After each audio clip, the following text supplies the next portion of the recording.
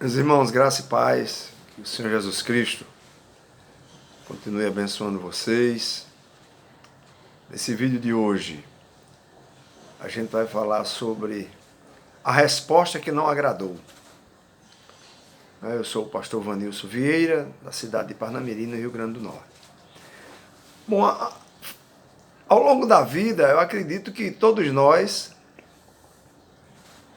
recebemos um dia uma resposta ou chegamos a dar uma resposta a alguém, a uma situação que não agradou, não fomos agradados com a resposta que nos deram.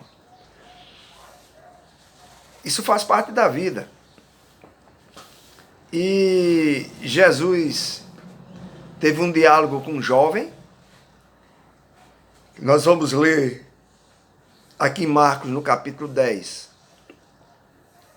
do 17 ao 31. E depois a gente vai fazer uma pregação expositiva sobre esse diálogo, né? Que foi uma resposta que não agradou aquele jovem a que Jesus deu. Diz assim o texto: E pondo-se a caminho, correu para ele um homem, o qual se ajoelhou diante dele e lhe perguntou: Bom mestre, que farei para herdar a vida eterna? E Jesus lhe disse: Por que me chamas bom? Ninguém é bom, senão um, que é Deus. Tu sabes os mandamentos: não adulterarás, não matarás, não furtarás, não dirás falsos testemunhos, não defraudarás alguém, honra teu pai e a tua mãe. Ele, porém, respondendo-lhe, disse: Mestre, tudo isso guardei desde a minha mocidade. Jesus olhando para ele, o amou e lhe disse: Falta-te uma coisa. Vai e vende tudo quanto tens e dá aos pobres, e terás um tesouro no céu. E vem e segue. Mas ele, contrariado com essas palavras, retirou-se triste, porque possuía muitas propriedades. Então Jesus, olhando ao redor, disse aos seus discípulos: Quão dificilmente entrarão no reino de Deus os que têm riquezas. E os discípulos se admiraram destas suas palavras. Mas Jesus, tornando a falar, disse-lhes: Filhos, quão difícil é para os que confiam nas riquezas entrar no reino de Deus. É mais fácil passar um camelo pelo fundo de uma agulha do que entrar um rico no reino de Deus.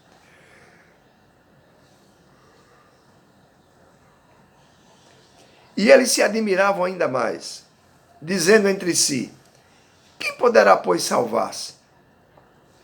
Jesus, porém, olhando para eles, disse: Para os homens é impossível, mas não para Deus, porque para Deus todas as coisas são possíveis. E Pedro começou a dizer-lhe: Eis que nós tudo deixamos e te seguimos. E Jesus respondendo disse: Em verdade vos digo, que ninguém há que tenha deixado casa, ou irmãos, ou irmãs, ou pai, ou mãe, ou mulher, ou filhos, ou campos, ou terras, né, por amor de mim e do Evangelho, que não receba 100 vezes tanto, já neste tempo, nessa vida, em casas e irmãos e irmãs, e mães e filhos e campos, com perseguições, e no século futuro a vida eterna. Porém, muitos primeiros serão derradeiros, e muitos derradeiros serão primeiros. Eu já quero pedir desculpa. Estou abrindo a boca demais, é porque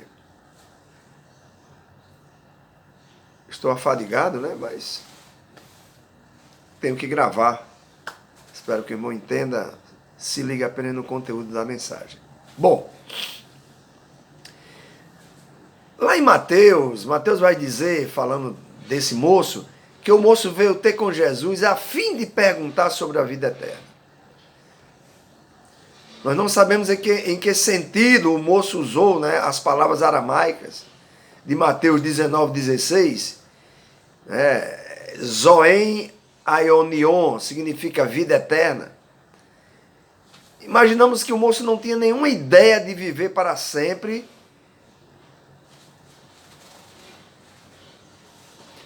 nem tampouco, né, atingir uma longevidade extraordinária. Talvez tenha ouvido Jesus ou algum discípulo falar dessa vida futura, mais abundante, espiritualmente falando, né? E sentiu o desejo de fazer parte dessa vida mais vantajosa. Já Marcos, ele observa mais a urgência e humildade do moço. Ele corre e se ajoelha, diz Marcos, mas Marcos não faz menção de que era um moço. Lucas observa a dignidade desse moço e o chama um certo príncipe. E Mateus que ele era um jovem rico. O versículo 17 e versículo 18, né?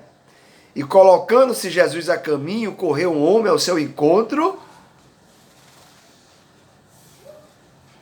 e ajoelhando-se perguntou-lhe: bom mestre, o que devo fazer para herdar a vida eterna? Jesus respondeu: por que me chamas bom? Ninguém é bom a não ser um que é Deus. Bom, o amor e a misericórdia de Deus são ilimitados. No sentido absoluto, único, só Deus é bom. A bondade de Deus ela é declarada como grande, rica, abundante, satisfatória, duradoura, universal. É para todos, em todo lugar da terra. A bondade de Deus faz parte do seu caráter. Então a bondade de Deus ela é manifestada na igreja, na prática do bem, no suprimento das necessidades, no prover o sustento dos pobres, no perdão dos pecados, na condução ao arrependimento. Nós reconhecemos a bondade quando Ele trata conosco. Não devemos desprezar essa bondade, devemos reverenciar, exaltar e orar pela manifestação dessa bondade. Já por parte do moço, o que é que o moço tinha? Riqueza, bom caráter, conhecimento da lei, desejo de aprender. Ou seja, ele tinha vontade de acertar. Tinha aspiração de uma vida melhor e mais abundante, que era a vida eterna. Tinha humildade, era religioso, se interessou por Jesus. Mas não estava satisfeito. É muito triste quando uma pessoa acha tudo quanto deseja nas coisas deste mundo e esquece das coisas espirituais. Por exemplo, nota de rodapé aqui para facilitar. Às vezes você faz menção do dinheiro para comer, do dinheiro para sobreviver, do dinheiro para escapar. Quando a palavra diz, nem só de pão viverá o homem, mas de toda palavra que sai da minha boca.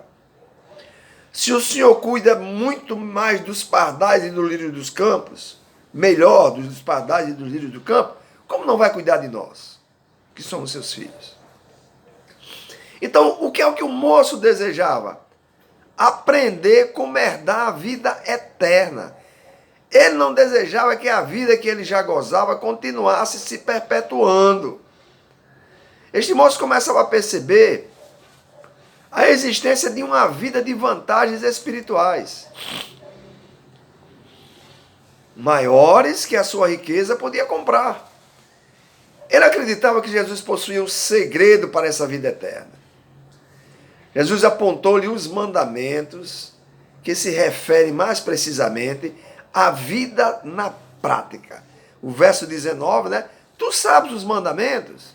E Jesus diz, não matarás, não adulterarás, não furtarás, não dirás falso testemunho, não defraudarás alguém, honra teu pai e a tua mãe.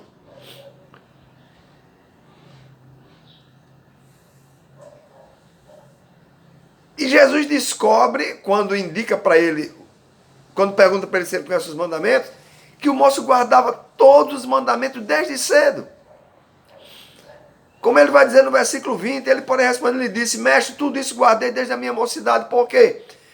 Porque era prática, né, que a partir dos 13 anos os meninos fossem ensinados nas sinagogas. Né? Por que 13 anos? Porque era a idade que passavam a assumir a responsabilidade de cumprir os mandamentos da lei. Por isso que ele está respondendo em outras palavras, desde os 13 anos, Senhor, eu fui levado à sinagoga para aprender a cumprir os mandamentos da lei e tenho feito isso. Né? E no versículo 21, Jesus, olhando para ele, o amor com misericórdia, porque tinha lido a sua mente, o seu coração, pela sua onisciência. Falta-te uma coisa. Jesus falou isso com amor, vai. Vende tudo quanto tens, e dá aos pobres, e terás um tesouro no céu. Vem depois e segue-me. Jesus afirma que lhe falta uma coisa e ensina-lhe a desembaraçar-se das suas riquezas, beneficiar os pobres com ela e depois andar na companhia do Salvador. Por que Jesus veio a falar assim? Ele estava dizendo, condenando a riqueza? Não. É porque ele sabia que o moço estava apegado àquela riqueza, que não dava esmolas, não supria a necessidade do seu próximo. Jesus leu tudo isso naquele momento. Por isso que ele diz, olha, faz isso. Desvencilha-se de tudo isso. É aquela passagem que ele diz, nega-se a si mesmo. Depois vem, né, toma a tua cruz e me segue. Ou seja, negue-se a si mesmo. Tenha isso como se não tivesse. Faça o que você nunca fez. Né? Então, o que o moço precisava? Precisava de experiência de que é mais bem-aventurado dar do que receber. Experiência de uma vida em que Deus é o único recurso do seu povo.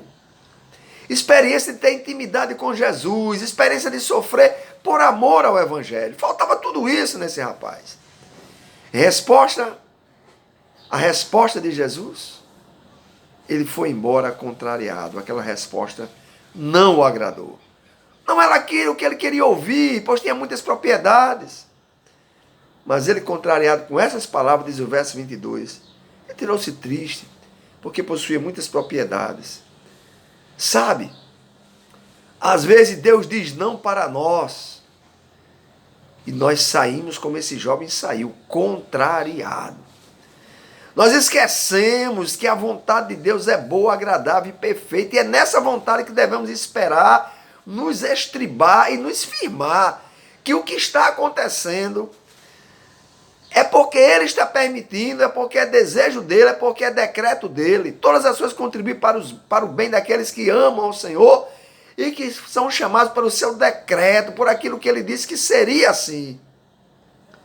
Mas nós saímos contrariados. Não é isso que queremos. Depois desse encontro com esse moço, depois do moço dar as costas e sair contrariado, Jesus ensinou que a riqueza material costuma servir de embaraço à vida espiritual. Jesus pôs à prova o jovem rico no seu ponto mais fraco, suas riquezas. Qual é o seu ponto mais fraco? Qual é o meu? Sempre será aquilo que nos estribamos, seguramos a corda, isso aqui é a minha apólice de seguro, isso aqui é a minha garantia de que vou viver bem nessa terra. Esquecemos de morrer todos os dias, naquela cruz que Cristo morreu, de crucificar o velho homem e renascer uma nova criatura. Qual é seu ponto fraco? O daquele moço era as riquezas. Ele não estava disposto a dar mais valor a Cristo do que a seus bens. Cristo não nos manda vender tudo o que possuímos, pois devemos atender às necessidades da nossa família e de outras pessoas. Devemos, entretanto, estar dispostos a abrir mão de renunciar tudo quanto Cristo pede de nossa parte. Ele sonda os corações e sabe que o que ocupa o primeiro lugar na nossa vida, o que é? Ele sabe. O primeiro lugar tem de ser dele. Dele. Tem a sua riqueza, tem os seus bens, mas não se estribe nele, não coloque a sua confiança nele. Lembra daquela parábola do homem que plantou, colheu, construiu novos celeiros enormes, armazenou tudo e disse, agora minha alma, regala-te, goza, descansa, porque aí tens o que, como se fartar. Jesus diz, louco, hoje pediram a tua alma. O que vai fazer com tudo isso que acumulaste? Tenha mas seja como se não tivesse. O teu carro, a tua casa, a tua fazenda, a tua casa de praia, a tua conta, a tua poupança, o teu salário, é como se não tivesse. Olha para o lado, tem alguém necessidade, estende a mão. No versículo 23 de Marcos 10, né, Jesus está dizendo, ele observou ao redor e declarou aos seus discípulos, quão difícil é para aqueles que possuem muitos bens ingressar no reino de Deus. O versículo 24 e 25, os discípulos ficaram perplexos, Jesus não está interessado em que o homem se torne pobre, mas sim que humildemente lembre-se de que a ordenança mais importante é amar a Deus sobre todas as coisas. Olha o que é que ele diz. Os discípulos se admiraram destas suas palavras. Mas Jesus tornando a falar, diz-lhe, filhos, quão difícil é para os que confiam nas riquezas. Jesus não está condenando riqueza, mas condenando os que colocam sua confiança na riqueza. Entrar no reino de Deus. É mais fácil passar um camelo pelo fundo de uma agulha do que entrar um rico no reino de Deus. Nós não queremos entrar aqui no detalhe do versículo 25. Porque alguns dizem que essa passagem existia. Os historiadores mais antigos dizem que nunca existiu em Jerusalém essa passagem chamada agulha, de que os camelos, se quisesse passar por ela, tinha que fazer uma volta no corpo, né? Tinha que fazer praticamente, dar uma dobra no corpo para poder passar por ela. Os historiadores mais antigos dizem que essa porta nunca existiu. Alguns mais recentes, mais contemporâneos, dizem que essa porta existia, que o camelo, na verdade, tinha que se baixar, entrar quase que... Ninguém sabe se o camelo... Eu não sei se o camelo tem essa facilidade. Mas, no entanto, Jesus estava dizendo que como é difícil. Como é difícil aqueles que põem suas confianças em riqueza entrar no reino de Deus. Tá certo? Jesus estava ensinando que a riqueza material costuma servir de embaraço à vida espiritual. Diante de tais palavras, no entanto, Jesus insistiu em lhes afirmar: filhos, entrar no reino de Deus é de fato muito difícil. É mais fácil um camelo passar pelo fundo de uma agulha. Então, no versículo 26 e 27, os discípulos ficaram muito assustados e comentavam uns com os outros: sendo assim, quem conseguirá se salvar?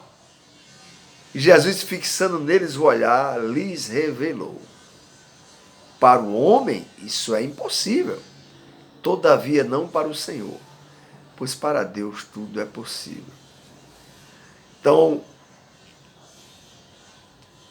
é impossível você criar circunstâncias e situações e práticas que vão te salvar. Você tem que estar dentro das práticas, das circunstâncias que Deus determinou para a salvação. Que a fé vem pelo ouvir e ouvir a palavra de Deus. E que essa fé você não tem poder para gerar. É o Espírito Santo que gera em você. E depois que ele gera essa fé em você, ele vem morar em você, ele lhe sela para a vida eterna. Então, você entra num processo de novo nascimento, que é ir matando, mortificando o velho homem e ressuscitando a todo instante uma nova criatura. O que furta deixa de furtar, o que mente deixa de mentir, o que rouba deixa de roubar, o que defrauda deixa de defraudar, e por aí vai, e por aí vai, e por aí vai. Que tudo é possível para Deus, que é um galardão futuro para quem segue a Cristo, e uma recompensa atual em 100 vezes mais para quem deixa alguma coisa por amor de Cristo.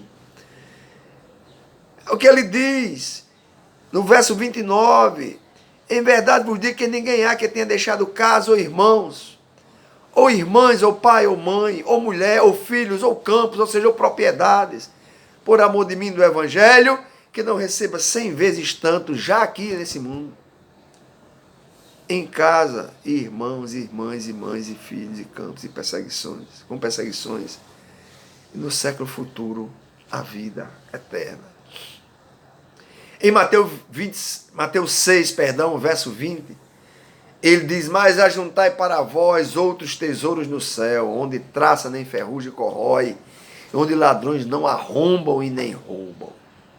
Você vai adquirir coisas aqui. Mas que isso não seja o teu alicerce, a tua base, a tua confiança. Que a tua fé não seja posta nessas coisas. E que seja seu e que você distribua, que você divida, que você compartilhe. Compartilhe.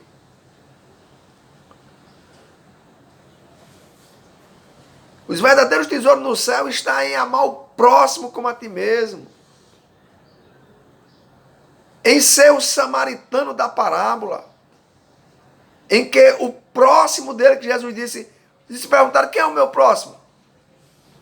Quem é o teu próximo? Jesus perguntou. O que estiver mais perto de você, sentindo necessidades. De materiais, de bens materiais, de alimento, como também de bens espirituais, uma palavra, um amigo, um aconchego, um apoio. Não é pecado ter riqueza. Pecado está em ter e não compartilhar, em ter e não dividir, em ter e não estender a mão e fazer disso seu estribo. Filipenses 3:8, Paulo diz, e na verdade tenho também por perda todas as coisas. Paulo fazia parte do Sinédrio. Grana. Pela excelência do conhecimento de Cristo Jesus, meu Senhor, pelo qual sofri a perda de todas as coisas e as considero como esterco. Esterco aqui é pudor de tradutor. Esterco é coisa boa, esterco é adubo, que aduba as plantas, que faz elas ficarem mais viçosas, frutificarem melhor, dar flores mais bonitas. O pudor do tradutor não deixou ele verdadeiramente traduzir a palavra como deveria ser, que é bosta de gente. As considero como esterco, não é a tradução correta. Esterco é coisa filé. Paulo está falando, considero como esterco, como coisa sem futuro, tudo aquilo que ele perdeu, como bosta de gente que não serve para nada. Para quê? Para que possa ganhar a Cristo. Quer ganhar a Cristo, meu irmão? Considero que você tem o teu diploma, teus doutorados, teus PhD, teus mestrados da vida e considere tudo isso como se não tivesse. Tenha! Não é errado ter não, mas seja como se não tivesse. Uma vez eu me envolvi num acidente de trânsito, muito interessante isso. E eu trabalhava numa empresa e o choque foi lateral. Na época era um Del Rey Guia, ainda com os plásticos na capa do banco, de um dentista famoso aqui, né, na cidade de Natal, porque ele tinha sido presidente do clube daqui, que é o América. Então ele era muito conhecido. Nessa época ele era presidente do clube do América, então essa colisão foi lateral.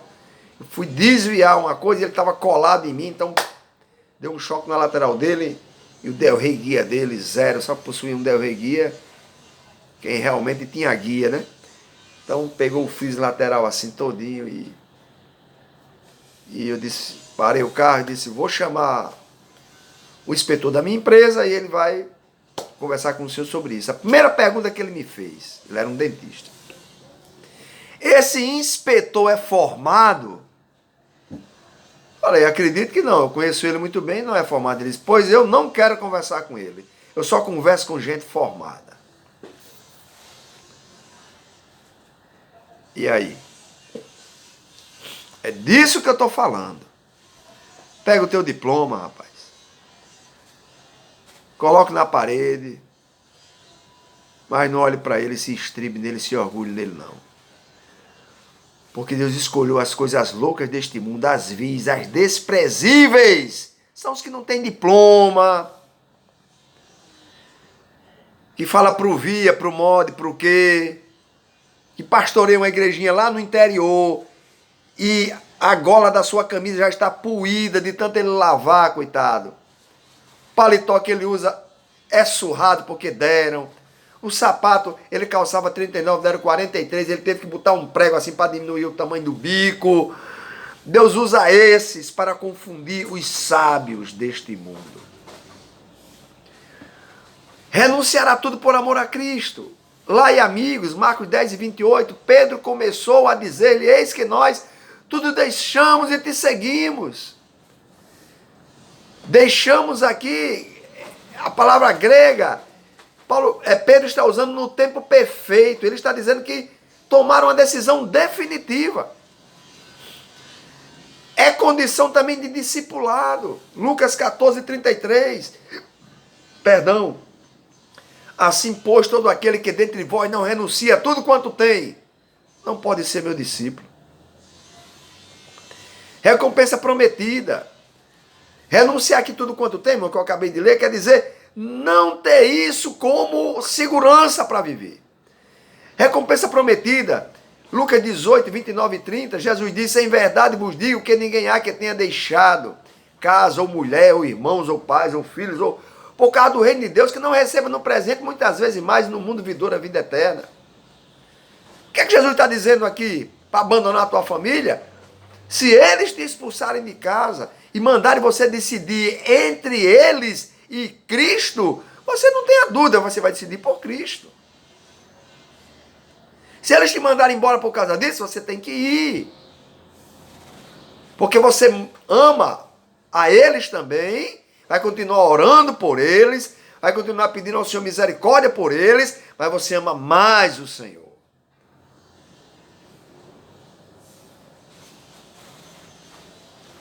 Conheci muitas pessoas que aceitaram a Jesus quando chegaram em cargo disseram, principalmente jovens e mulheres, e os maridos disseram, é o quê? E os pais disseram, é o quê, rapaz? Acaba com essa conversa agora. Alguns decidiram ficar com Cristo, mas a maioria decide abrir mão do Senhor com medo do marido, dos pais, da família, etc.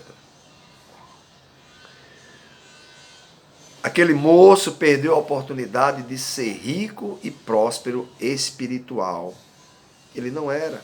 Ele era rico de bens materiais. Mas a oportunidade de ser rico e próspero espiritual deixou para trás. Atrações mundanas impediram o escape da esposa de Ló, de Sodoma e Gomorra, quando Deus destruiu a cidade. Ela ficou pensando no lesbianismo, na sodomia, homem com homem da cidade, dos bacanais, que era visto nas praças, dos poucos bens que possuía, atrações mundanas impediram o escape dela. Não olha para trás, escapa-te por tua vida. E ela olhou porque queria ver o que estava acontecendo com as suas propriedades e com a cidade que ela amava morar. As riquezas mundanas impediram o jovem rico de tornar-se discípulo de Cristo. Aprendemos que Jesus sabe muito mais a nosso respeito que nós mesmos. Talvez sejamos capazes de convencer outros e até nós mesmos quando afirmamos que o nosso principal objetivo na vida é edificar o reino de Deus. Será? Eu me incluo. No entanto, estamos apenas nos enganando se não estivermos dispostos a entregar a vida, os propósitos, a família, o lar, a carreira, tudo e todos aos pés de Jesus. Morrer para o eu, entregar-se totalmente, crucificar os desejos carnais, sofrer o que for necessário, são elementos vitais que determinam a abrangência de nossa participação no reino de Deus. Quais os galardões estão reservados para nós? Aonde está o nosso coração? Aonde está o nosso coração? Reflita sobre isso. Compartilhe esse vídeo.